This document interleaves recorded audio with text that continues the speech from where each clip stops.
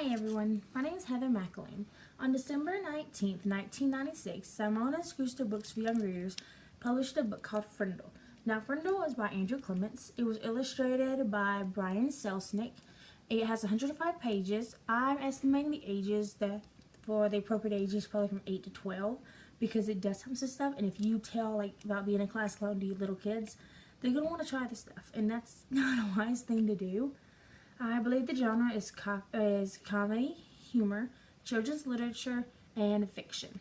Now, this book, it starts out with this kid right here named Nick. He's the class clown. And he goes on and he makes jokes and he laughs and he loves to make the other kid laugh. And it's just the regular class clown. Now, one day he gets in his mind he doesn't want to do homework. And so he goes into the classroom, he says, I have an idea. And he starts asking the teacher, he takes a dictionary, he says, okay, well, this word right here, what does this word mean? Where did it come from? Who invented it? And he just keeps going on, every single word in the dictionary, until finally the teacher says, okay, you know what? You're going to write me a paper on it and tell me where all these words come from that you're asking me. I want you to tell me where they came from and who invented them and all the questions you're asking me.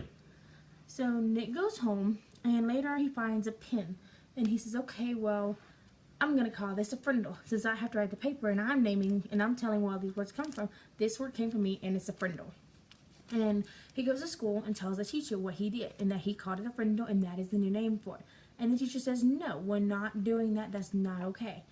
And so the kids refuse to listen, and the kids jump on the bandwagon with him. Everybody's calling it a frindle.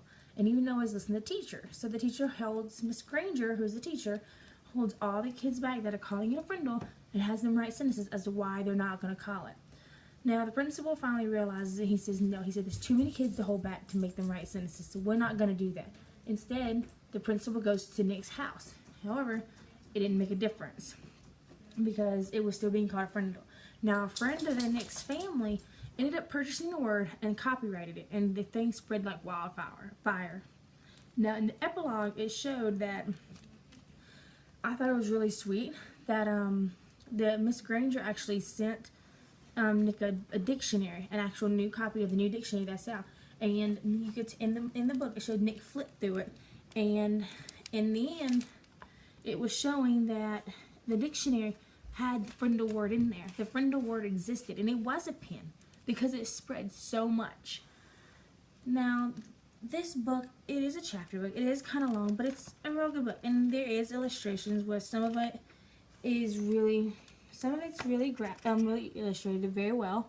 You see it is gray and white scale, and it does have like a little saying underneath it to kind of, it's either a question that asks you something to get you thinking about it, or it's a statement. And it's even got this this page right here, when they start talking about dogs, that helps you identify the dogs. Now, this book is a real good book for children because it just shows you that the kids, no matter what, you shouldn't give up, and that sometimes things happen, but it happens for a reason. If it wasn't for that teacher and it wasn't for Nick doing what he did, that frindle never would have existed. And I feel like, yeah, it is different, but sometimes different's good.